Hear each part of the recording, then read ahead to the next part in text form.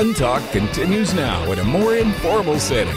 Get ready for an on-topic, off-topic free-for-all featuring Tom, call screener Michelle, and Gun Talk producer Jim. Now, lazily bon temps roulette. In Louisiana, that means let the after-show good times roll. All right, guess what this is? Well, because nobody else would do it, we're doing the after show. It's Jim and Michelle, and I'm here too. Hi, guys. Hello. Greetings. Gratings. Greta, that's what I meant. Greta, that's what you meant. That's exactly right. That's right. Michelle, if you would, just go ahead and to get everything started, just reach over and smack him for me. Smack! Oh, that felt good. Yeah, he liked it too. That's the problem. I've been waiting. All right, Jim, everybody's asking for the full report on the stuck vehicle, as we say down here. What happened? Yeah, well, we got it out. We kind of touched on it last week. We got it out, and I'm looking for more things to get stuck in, basically. Actually, the coolest part about this is really weird. The coolest, there's a reason for everything. I believe in coincidence, but I don't think it's across the board. I think some things happen for a reason. A buddy of mine contacted me to join a civil response team. And I said, well, tell me a little bit about it. And he's a doctor, so he's covering like the medical stuff, and they have security personnel and engineering, et cetera. And he told me a little bit about it. It sounded very intriguing. And I said, what kind of stuff do you do? He says, well, let's say, for example, a power grid goes out or a tree falls on your neighbor's house or something. We're not going to wait for the county or state to come out to help out our neighbors, right? Yeah, well, we just jump in and do what we have to do. I said, okay, it makes sense. And I told him about it. I said, I just bought a winch. Would that come in handy? He's like, oh, yeah. So it kind of spurred something cool. But then when I found out more about the group and stuff, I'm really stoked about it. It's the Oathkeepers, right? It's the Oathkeepers, yeah. And basically, I wasn't on enough lists like we talked about earlier. Yeah, there you go. That's right. I wanted to be on another list. Yeah, there you go. Or a couple, I'm sure. That's okay. You've been on Michelle's list for a long time. Yeah. And we all know what letter that list starts with. I thought those were private lists. So, I mean, heavens. There's a reason for everything, I think. And so I'm getting involved with these guys. They're starting a local chapter here in Toledo. And so I'm getting Keep in us posted on what you're doing there, okay? I will, absolutely.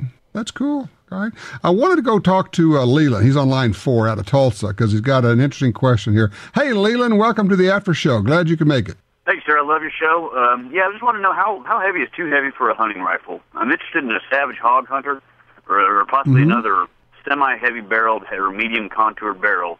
And it's 20 inches long, the barrel is. I just want to know, is 7 to 7.5 pounds too heavy for a rifle, 308, without the scope being attached? Yes, sir. Well, hogs are pretty strong, and they can carry a 7-pound rifle without any problem at all. That may not be what you're asking. Well, yeah, I'd like to get one, yeah. They need some defense. There you go. Okay. Really, the only question is how heavy a rifle do you want to carry? Because, if you say, look, I can carry a 12-pound rifle, good on you, and it's not, it's no downside to it. How far are you shooting, do you think? I've never hunted a day in my life, so I'm in Tulsa. I'll probably end up in North Texas somewhere, southeast Oklahoma. Yeah, you're not going to be shooting real far. By real far, you'll be inside 300 yards and probably inside 100 yards a lot of times. You don't need like a heavy, long-range gun for that. The real question is, how much do you want to carry around? Are you going to be hunting from a vehicle? If so, then it can be heavier. If you're going to be walking around, lighter is better. I got to tell you, honestly, I don't think it's a big issue. And the other thing is, and Michelle, jump in here, but no matter what you start off with, if you've got an AR, are you going to go with an AR? Is that where you're going? No, sir. It's just a medium contoured barrel bolt action. 308. Bolt action. Oh, okay. You can bolt action. Because I was going to say, if you go with an AR, you can always change it. But if you're going to go that way, then it's going to be what it is. I think there's absolutely no point in going with a heavy rifle at all for this. If it were me, I would pick the lightest rifle I could find. Right. Is it going to wear me out? I just like heavy barreled guns, and that's Kind of Look, if you like them, that's fine. If you like them, fine. If you're going to be, here's the thing: if you're going to be walking with them, they're going to get heavy, and it's going to be a pain. If you're going to be in the vehicle, then it just doesn't matter. But here's the other part of it: there's absolutely no advantage to a heavier barrel, a longer barrel, or a heavier rifle. No advantage whatsoever for what we're talking about here. Right. Okay. All right. I appreciate it. I wish you luck with it, Leland. If you're shooting a lot of long-range stuff, a heavy barrel can be helpful, but guys, for hog hunting, you're not shooting long-range something. I mean, you could, but it's pretty unlikely. Most of the time, you're shooting fairly close, especially if you're going to be doing some stuff at night. It seems like that's the pattern anymore, too, is the nighttime hog hunting. That seems to be where most people are successful, at least, with taking down herds. Oh, I have to tell you, we were out shooting video this week. Went out and did some work with the folks from ATN. They make cool thermal and night vision, but they've got a new line of night vision scopes. They call them 24/7 scopes because you can use them in the day or at night, and also binoculars. But here's the interesting part. There's nothing optical in them. When you look through them, you don't see anything. When you turn it on, you actually see like a little screen in the back. It's like a little TV screen or the viewfinder of a camera is more like it. Oh, and so it can see in the daylight, it can see at night. It has Wi-Fi and GPS built in. You can see on your iPhone or your tablet what the person is seeing when he or she looks through the scopes. You can see what they're looking at. You can record video. It's got a plug in the side. You put a little mini SD card in the side of the scope so you can record. It'll say, this is where it was, GPS coordinates. It's crazy town. It's like the ultimate training tool. Oh, man, it's like plotting your fishing spot.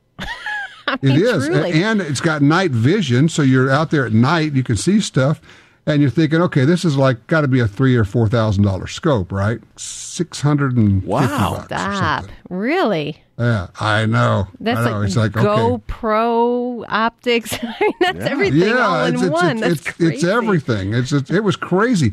And I mean, and the Chip from ATN was there, and he kept saying, well, but wait, it does this. And we're going, you have to be kidding me. All the stuff you've built into this thing.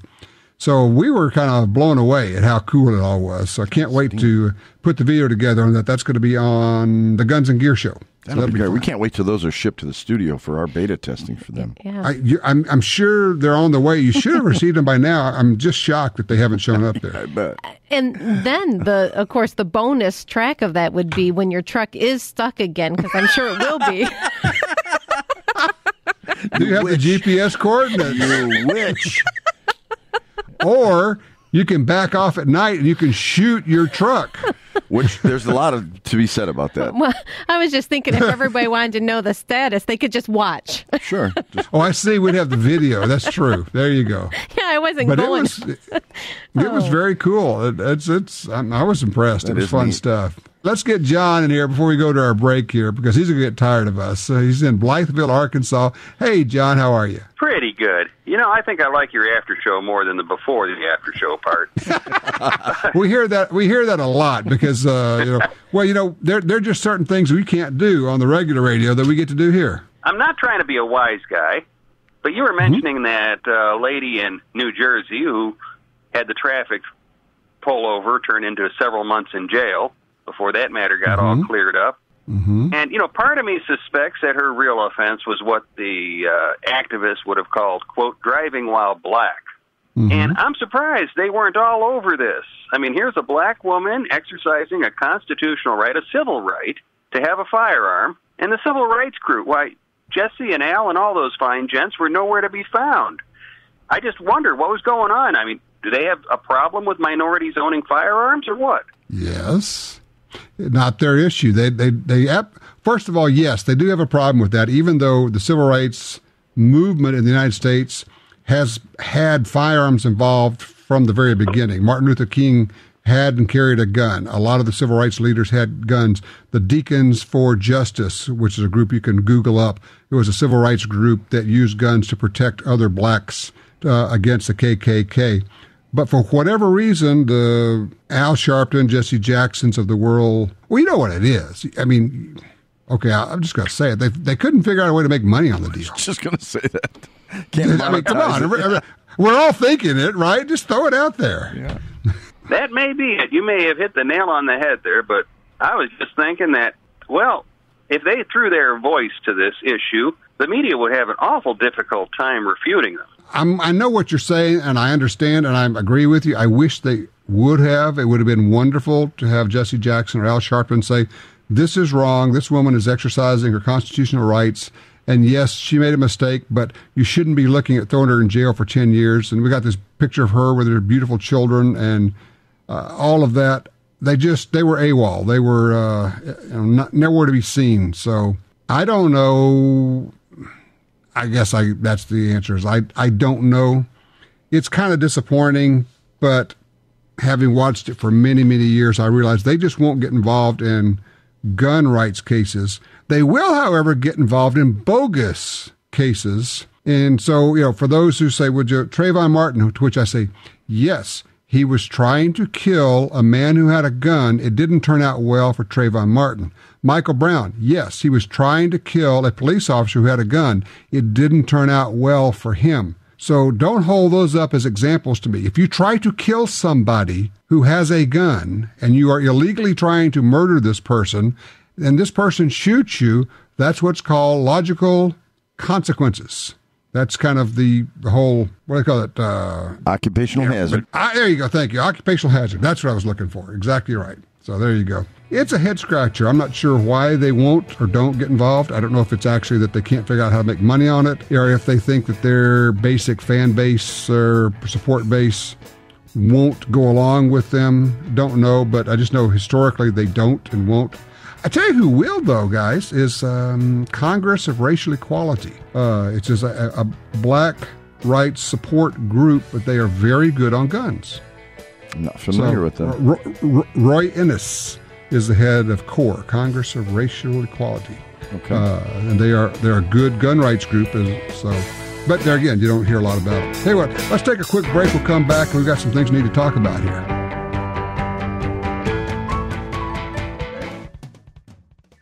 EWL by Slip 2000 is the absolute best gun lube available, period. It will never gum up or become sticky. It won't attract dust, dirt, or sand, and doesn't freeze in cold weather. It penetrates and bonds with a metal-reducing friction and wear, which means less cleaning and easier cleaning. Why not try it? Visit our participating dealer for a free sample or go to slip2000.com. That's slip2000.com.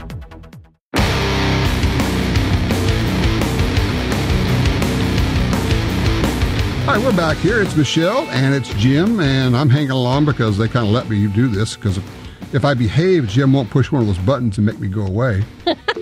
We've lost Tom. Tom, are you there? You would, too. I know you would. Jim's got this magic huge board in front of him over there. He's like the master of the universe running the thing. Back to the future. Picture the hair. Christopher Lloyd hair. And if you want to really make him nervous, Michelle, walk over there like with a big glass of Coca-Cola and hold it over the board. So something sweet and sticky Yes. that could fall in there and just wreck the whole thing, Thanks, guys. Always looking out for me. Appreciate that. Yeah, we'll take care of it. We got you back. We're back there with a knife, but it's okay. At least you're back there. That's right. We're back there by dingies. I guarantee you. Oh, one of the things we were doing, we were out at the range, just kind of one of those observations. You know that Ryan and I both shoot long guns from the left side. We shoot handguns right-handed. But Ryan was on camera shooting an AR with a suppressor on it. And you made a comment that was interesting. We have often said, because people say, well, doesn't it bother you to shoot left-handed have a right-handed gun and the empties are coming out in front of your face? We always said, nope, never see them, not looking at them, not bothersome. Except when you have a suppressor on. Because the suppressor backs up the gases, and you get kind of a little blast of gas back in your face when you shoot an AR, left-handed on a right-handed AR when you're shooting a suppressor. Who knew? I just thought I'd pass that along. I never thought of that. But yeah, it's and when you shoot with a suppressor, your guns get dirtier because a lot of that crummy gas gets shoved back into the action. Right. And so I think you have to clean them more often. You hose them down with the Slip 2000 stuff or something. It just is. We also did a thing where we shot, I think I told you before we started the show, Jim, we shot the suppressor several times, I don't know, like 15 times, and then got our little infrared thermometer out. I remember right, it was like 266 degrees Fahrenheit After on 15, the suppressor after 15 rounds. Yeah. Have you seen the YouTube of the guy cooking bacon on his AR? I have not. He puts it's not a suppressor, but it looks like it goes on the end of his barrel, but it's not a suppressor. Anyway, it's basically a heat shield of some kind, and he wraps bacon around it, and he puts aluminum foil around the bacon, and he shoots off 3 30-round mags, full auto, shoots off 90 rounds. He takes off the aluminum foil, and the bacon's cooked, and he eats it. And he eats the bacon. Yeah, of course he does. It's a $45 piece of bacon, but. Well, I commend him for being able to get through the second and third magazine. That's right, because now you're smelling bacon. Oh, man. And that's like nature's call, isn't it? Yeah. That's right. Didn't work so well with the lettuce and tomato, but. Yeah, I got to take a little break here from the shooting, guys. I smell bacon. Simple as that. Wow, it's a range-made BLT. That's right. Sweet. You have it. Now, we have shot lettuce before. You shoot a big head of lettuce or cabbage with a high-powered rifle. Boy, that's fun.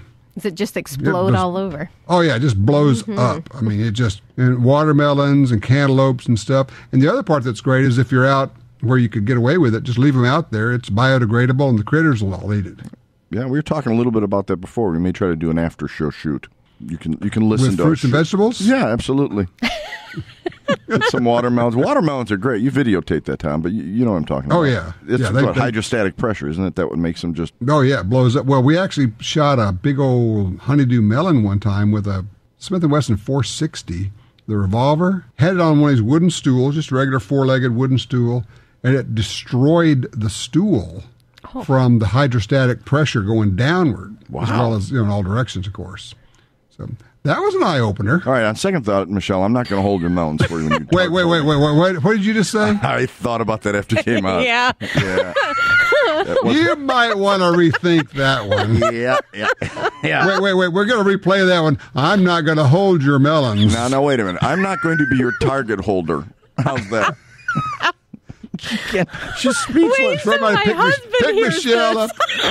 Pick Michelle up off the floor, would you please? Yeah, I can. Next week when your husband hears this, Jim wasn't able to make it to work today. I'm sure That's you can right. hear the redness in my face. Jim will be out of traction in next week. He'll be back with us then. Boy. Oh, my. Hey. You know. Okay. What are you going to do? Trip over my tongue again, I'm sure. There you go. So, what else is going on, he says, as he tries to move on to something else. Oh, my. Usually it doesn't go this far off the rails this quickly. So I try to be real professional and just kind of slide through it, but thanks, guys. Thanks Oh, for no. pointing that out. That wasn't going to happen. Nah. What was I thinking? Oh, my gosh. Oh, well. Okay. Okay. In the category of, I'm not sure why, but I think it's cool. We just got 2 guns in from Smith & Wesson from the Performance Center in 1911 and a Bodyguard 380. I haven't seen them yet. They just came in, but we're going to have them at the range tomorrow, do a piece with them. But they're engraved. Now, I'm not sure I understand an engraved Bodyguard small 380, and it's largely polymer, so I am looking forward to seeing what they do with it. Because the Performance Center does beautiful work, but it's one of those, it's kind of like, would you engrave a piece of plastic? But I bet they did a nice job. I bet it'll be fun to see what they do with it. I don't know. Oh, this week I tried something else. I wore 2 guns all week long, just trying that out. Did you feel more balanced? I had a Glock 42, the little 380, in my left front pocket in a pocket holster. Then I had the Springfield XDS on my inside the waistband on the right side. And so I didn't walk in circles nearly as much. It worked out okay. Go right, Tom. Go right. That's right. Wait, I'll move the gun over to that side. Okay. It was interesting. I tried I told you I got a couple of ankle holsters. I'm not sure if an ankle holster is going to work for me. I have always had really large calves. I don't know if it's because of the athletic stuff I did when I was a kid. I was a water skier. and had massive legs from all that water skiing. I've always had huge calves. When I put an ankle holster on, I cannot get my pants legs down, or my pants down over the gun. I think you need some elephant bell bottoms from the 70s. There you go. That's right. Remember, they flare at the knee and they go out about 2 feet wide. That's when you play a little bit of the Saturday Night Fever music for me, and I'm going to do that. It's a good look. So there we go. It looked good on you. Well, it was a good look. Yeah. I'll send you a picture of me and the band in our Nehru jackets. I can hardly wait. No, seriously, I've got the picture. I want to see it. Send it. Yeah, we looked very cool and very serious. I think the oldest of us was like 16 at that point. Sweet. That's great. That was before I grew the afro big hair. I mean, we went with the large hair for a while doing the Been there. things. Been there. There now, actually. Yeah. Yeah, well, it kind of goes back and forth, so there you go. So, but yeah, the two-gun, I like the idea of two guns. Let's cover why. Not. I mean, we know why, but not everybody might know why you'd want two guns. If one goes down, it's faster to get a second gun out usually than to try to reload it, to get a mag out and reload it, depending on how you carry. Also, you could, there's several situations. You could be in a situation where you can't get to one, but you can get to the other. Mm-hmm. You could be in a situation where you could create a scenario where the bad guy takes away one gun, you still got another gun. And then I guess the other possibility is if you're out and you've got a friend with you and something happens and he or she did not bring a gun, you have a loaner. Ah. Now, you wouldn't have to stop to fill out paperwork or anything at that point, right? In the heat of the moment. I make everybody sign that paperwork before we start the day. Yes, it's a preemptory prophylactic move. Yes. That's right. There you go again. Oh, now, come on.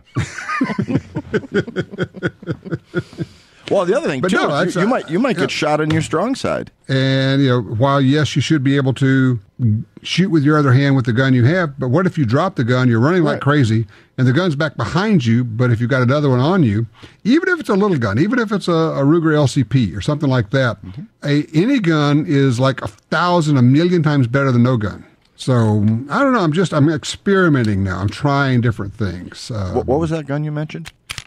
I'm looking at a little LCP as we speak. Are you? It's summertime. Now, it's summertime, so you're doing light carry, deep concealment. I'd rather have lightsaber carry, but I'm going to stick with this. Use the force. That'd be great. Okay. Give me your wallet. Oh, yeah? I will slice it out of your pants pocket. There you go. Yeah, I'm thinking that would be cool. Yeah. So anyway, we're trying the two-gun thing. Probably going to go to a little bit smaller second gun. That was a bit much. You have to have... I was wearing the big 511 pants with the massive pockets on it, and, it's like, okay, you don't really look like a regular person, and you're walking around with all your tactical gear, and you look like a chipmunk with your pockets full. Winter's coming. Something. That's right. What you got in there? Oh, full tool set. I got 2 guns, 2 extra magazines, 2 flashlights, a knife or 2. A bench. There you go. Set of screwdrivers, Brownell's gunsmith screwdrivers, just in case. You never know. No, we don't let you wrench on guns. No. Actually, I had a friend, I sent him a picture of me trying to use the tiniest little Allen wrench. He said, I thought I talked to you about using tools. Says, you don't do that. I said, well, it's just a little bitty thing. Said, no, that's just not allowed. Step away from so put down the Allen wrench and slowly back away. It's a direct violation. That's right. Does not compute. Yeah. Well, Michelle, the good news is this has not gone out yet, and so you still have time to be really nice to your husband until this. He's going to wonder what's going on in studio. You guys carry on. I got this luggage I got to pack. Sorry, you might want to consider pulling your passport out and having that with you. So, Windsor, Ontario is only an hour and 10 minutes from here. Can't have a handgun there, That's true. No handguns there. I'm not going there. You can go to shotgun. Open carry in Canada. There you go. Start the movement. You'd be the guy. Holster. There you go.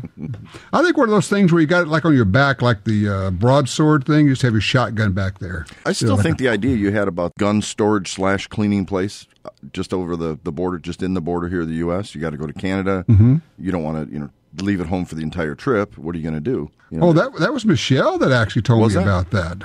Yeah, explain that thing, Michelle, where you leave your gun for cleaning? Right. You just check it into a licensed dealer, obviously would be a dealer of some sort, and then come back and it'd be all disassembled and cleaned and ready for you to go, and obviously you're legal while you're in the other country. But there's like a requirement in the law. If I just gave it to the store to hold, then it has to go into your book. Correct. Is that the deal? Correct. And then you would have to do federal paperwork to take it back out of our store because we actually have ownership of it. Out. But not for repairs. Right. Correct. So you just drop it off and say, I'd like you to clean this gun for me, and I'll be back next Tuesday for it. And while you're in Canada, you have dropped your gun off as a place where it's safe, and you can come back and pick it up, and now it's good to go. Now, I'm finding this odd, Tom. This is the second week you've talked about us cleaning your guns. It's a common theme now. You might want to look for the big brown truck that's going to be rolling up there. And I've arranged for a large shipment of Slip 2000 product for you guys. Well, that came. We have a 55-gallon drum they dropped off. It's a dip tank. There you go. Dip tank. And Michelle probably has. I bet you guys have one of those ultrasonic tanks, too. You know what? We have them, but we still go old school. We still do. Yeah. I mean, we do a lot of part soaking. So we do use it. But, we do full disassembles and cleans. And I think that's really what most people are looking for when they come into the store. And so, we do a lot. How many people bring their guns in just to be clean, though? You'd be surprised. There's quite a few people that do. Wow. That, want it gone through. And it's their safety check. They know. But are they doing it? They're not. I just got done shooting. Thought I'd bring it here to clean. Oh no! It's been in storage for. It's been in storage, or they're having a little bit of problem with something. Can you check it out? Or I just want to make sure that it's safe because this is what I'm going to be using now. So it's not a maintenance thing. It's a It's a function thing. Right? No. People actually do clean their own firearms. I've heard about those. What? Oh, it's crazy. I'm sorry. Crazy talk. Just crazy. It's actually therapeutic, and I like doing it. It's, because it's not difficult. We've got good products now. It's easy. The only thing that I offer is that when people are doing it, please wear some kind of eye protection because solvents sting like the devil. Yes, they do. In your eyes. And sometimes just the smell of some of these chemicals are quite potent, too. So, that really. Was me. I apologize. I apologize. Sorry. My eyes are watering again. I'll point the fan the other way. Hang on a second. So sorry. We lost Tom again. So, how long have you two been a couple here? It's just, a couple of what? But I don't know. But there you are. A couple of somethings. But no, that's one of those things too. Along with that eye protection, I think a well ventilated area is quite important to be in as well. You don't want to close yourself in some little room and not come out. It's like when I used to cast bullets and you're melting lead and thinking, okay, you really need to be outside for this. Yeah. You got lead fumes going all over. But I did like that. That was fun. Making your own bullets, casting bullets. That's making a lot of friends with the EPA right now, Tom. Oh yeah. He said he used to. Well, if you can't do it here, we can always go do it in China. They don't care. They've got like 7-year-old kids making lead bullets over there. So who knows? Anyway, but no, lead. Making your own bullets, casting bullets is fun. The other thing is, if you've never really looked into it, if you want to get deep into the weeds of all that, you look into paper patching bullets, where you wrap the bullet in a special paper before you seat it into the cartridge. And the bullet, there's a way you wrap it, and you kind of fold it a certain way. And then when the lead bullet goes down the barrel, the idea is it doesn't lead the barrel. Called paper patching. It's crazy stuff. I'm unaware of that. Can you make, I know you can do anything, but is there a practical home method for somebody to reload with FMJ to make their own FMJ stuff? Yes. You can get, actually people, this is going to go way back. Michelle, you may remember this. You may not be old enough, but people would make their own .22 caliber bullets for loading .223 and .22-250 and such out of 22 rimfire brass. And you put a lead slug in there, and then you could swage the whole thing and end up with a copper-jacketed .22 caliber bullet. It's a lot of work. That's going that's going in the Wayback Machine. That's probably 30s, 40s, maybe 50s. I remember reading about it. Yeah, that was a little before my time. Michelle, That was just slightly I've never before. seen it done, but I remember reading about it. You think about, when people during the Depression, they had no bullets, no ammo. They make it any way they could. I just wonder if there's a dip method or something. You could take a lead bullet and dip it in a copper solution of some kind and get your jacket. Well, it'd be a copper wash, but it wouldn't do you any good. Basically, it's just going to be a lead bullet because that would come off the moment you shoot it.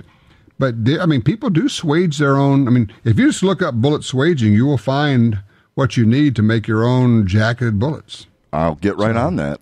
Yeah, I think you should. You need another hobby because now that you're done with off-roading. It would be an EPA list now that you could be on. There you go. There you go. We can combine EPA and ATF. So, actually, by the way, go ahead. Did you guys see the story that the ATF they were being sued for violating the Freedom of Information Act? They wouldn't respond to a Freedom of Information Act request, and their answer was, "We don't have to respond because we're not an agency." What? Yeah, exactly. What? You go, what? All right. The Bureau of Alcohol, Tobacco, Firearms, and Explosives says it's not an agency within the meaning of a Freedom of Information Act statute cited in a civil suit over a records request. Let's see. The ATF is not an agency within the meaning of this law and is therefore not a proper party defendant, the agency wrote in an answer. Now, then they went and asked David Kopel, who, of course, has been on the radio show here a lot with us. He's a Second Amendment scholar. He says, "I have no idea what ATF's argument on that point is. There's no separate FOIA law for ATF, and they are plainly an agency within the meaning of the statute." There it goes on, but it's just kind of like, what? We all had the same reaction, right? What? Ay. So we're about to go out and do another week of shooting video for the First Person Defender series. We're going to put Jessica Brooks Stevens in there. She's coming down, so that will be fun. In fact, hold on a second. I'm looking up. What are we... Oh, this is her scenario. What are we doing with her? Her scenario is going to involve an automobile. Oh. I'm not going to say anything else because she might listen to that show. You're such a tease. It's we're gonna set her up with a car, and then bad things will happen. Ninja monkeys, flying monkeys. Here we go. Oh. So that'll be fun. And what we do is we try to tailor it. If somebody's had some training, we make it a little bit harder. If they've had none, we give them a kind of a cupcake scenario. And even at that, they're almost always overwhelmed no matter what. And the thing is, you want to load people up. You want them to have to really strain at it, and then you train them to handle it, and then they go back and go, oh, okay, I see how you can do that. And that's the whole idea. Right. The benefit of the training, and they can go out of course and talk about it so much more. It's awesome. Well, the other thing is, if you go into a scenario and you just get lit up and the bad guy shoots the heck out of you, you are very attentive to the training that comes after that. You're going, okay, what do I have to do to not get shot next time? Right. Because this hurts. It smarts. It leaves welts on you. It's, trying to remember, we've only had one person cry. Tell Ryan to get out the quilted northern if you go back to those commercials of being bundled. She did after she cried and got shot, and she was really PO'd. In the next scenario, the bad guy came in and she shot him in the back, just pounded him. She wasn't going to let this guy turn around at all. Hey, good shoot. The guy's robbing a store, and she could see it. She just lit him up. It was the cameraman, unfortunately, but... Yeah, well, occupational hazard. That's what we talk about there. That's right. By God, somebody's going to get shot today. And theoretically, he was shooting something. Technically, you're right. That's true. That's true. Miss Loophole. Sorry. That's right. Well, it's funny you say that. We're always having to be kind of careful because we're shooting cameras, right? Mm-hmm. And we always say, well, we'll be like in the hotel in the dining room or something. We'll say, well, we're going to go out and shoot her this afternoon. People go, Then we realized, wait a minute, 911, people what's your listening to that may emergency? not, that's right, they may not quite understand what we're talking about. It's just, yeah, we're going to put her in the car, we're going to shoot it this way, we're going to shoot her this way. What? Officer, no, I just overheard a conversation. That's right. Here we go. Well, the good news is we're actually shooting at the State Police Training Academy, so they won't have to come very far. Their response time is very short there. And I'm sure you have all paramedic on hand if necessary. Actually, funny you mentioned that. We have med bags and all sorts of stuff handy, as well as people who are checking guns everywhere. And we've never had anybody get hurt. We did have a lady go down hard last time we shot, a week ago, when she got attacked in a quote-unquote motel room. But she was tough. I mean, she went down on her back, and she still fought this guy off. She was a Marine, so she was up for it. She said didn't like it, but she fought her way through it, so it worked out very well. My kind of girl. Does she like melons? Oh my gosh. Okay, here we go. Cantaloupe. Actually, does she like cantaloupe? Actually, strange you should mention that. Just strange. You had me at strange. I'm trying to figure out if I can go there. Yes, I can. Yeah, I can go there. So, okay, because we're in the after show here. We can do this. We're doing the teaching part, and Chris Sereno is trying to get her to, we're doing close quarters shooting, right? So you got the gun tucked up against your side, and you're up really close to the target. And so it's the first time we've ever been able to use the boob word a lot in the show. So, because you do not want that slide to be sliding back and forth there, you got to protect yourself. So, there you go. Yes, I do. Put on a couple pounds, I did. It sounds like Yoda. Put on a couple pounds, I did. I think we should let Michelle go get her story straight on this. Yes, please. You may want to work on that on the drive home. Yeah, the good thing is he has some advanced leave time. Yeah, by the time I post the show, I'll be in Tuscaloosa. And of course, Jim has his own Michelle, which is the interesting part of the whole thing. That'll be my way out. That's your way out. Yeah, sure. Woo, see if you can work that angle. Yeah, let us know how that goes, Jim. Yeah. Since I know both Michelles, you don't have a chance. Yeah, I know. I'm doomed. You're doomed. Doomed, do you hear? All right, guys. You guys have a great week, and everybody else have a wonderful week. Spread the word about the after show and Gun Dealio. Make sure you get that thing. And go out and do a little shooting. Have some fun. And by all means, hey, go buy some ammo, right? That's right. Thank you. Stay safe. Right. More ammo. Go to Michelle's store and buy lots of ammo. Yay. Yay. Have a good week, guys. See you, Tom. Well, there you go. Another Gun Talk After Show is in the can. We sure do appreciate you sticking around. And remember, everything Gun Talk is available 24/7 at guntalk.com. See you next week for the Gun Talk After Show.